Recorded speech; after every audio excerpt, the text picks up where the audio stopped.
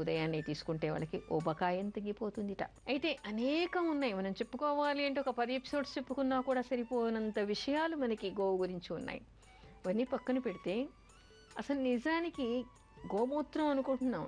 ఎలాంటి గోమూత్రాన్ని తీసుకోవాలి?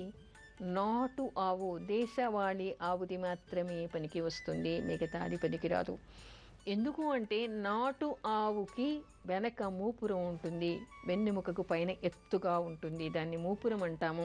దాని మూపురంలో ఉండేటువంటి సూర్యకేతు నాడి వలన సూర్యరశ్మిలోని రోగ నిరోధక శక్తిని అది తీసుకుంటుంది. తద్వారా అది కెరోటిన్ తయారు చేస్తుంది. దాని వలన దాని ఉత్పాదకాల్లో రోగ నిరోధక శక్తి చాలా ఉంటుంది. కాబట్టి ఆవు పాలు, ఆవు పెరుగు, ఆవు వెన్న, ఆవు మూత్రము, ఆవు పేడ ఇవన్నీ కూడా రోగ నిరోధకాలుగా మనకి చెప్పబడుతూ ఉన్నాయి. అందుకని మనకి ఏం కావాలి? మామూలుగా సంకరం చేసినటువంటి ఆవులో మూపురం ఉండదు. మూపురం లేకపోతే సూర్యకేతు నాడి ఉండదు. సూర్యకేతు నాడి లేకపోతే సూర్యరశ్మిలో నుంచి వచ్చేటువంటి రోగ నిరోధక శక్తిని అది తీసుకోలేదు.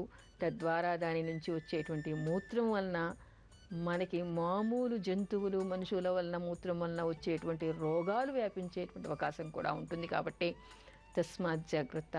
గోమూత్రం తీసుకున్నప్పుడు దేశవాళీ ఆవు, మూపురం ఉన్నటువంటి నాటు ఆవుది మాత్రమే స్వీకరించండి, కానీ సంకరజాతి ఆవుల్ని పనికిరాదు అనేటువంటి విషయాన్ని గమనించాలి.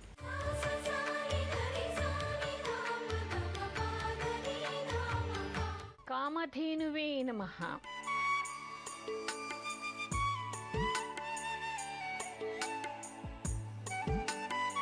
కామధేనువు అంటే అలనాడు క్షీర సముద్రంలో మథనం చేస్తుండగా వచ్చినటువంటిది. ఆ కామధేనువు సంతానమే ఈరోజు మనం చూసేటువంటి నాటు ఆవులన్నీ కూడా. అందుకని ఆవును కాపాడడం కోసం అసలు సిసలైన నాటు ఆవు నుంచి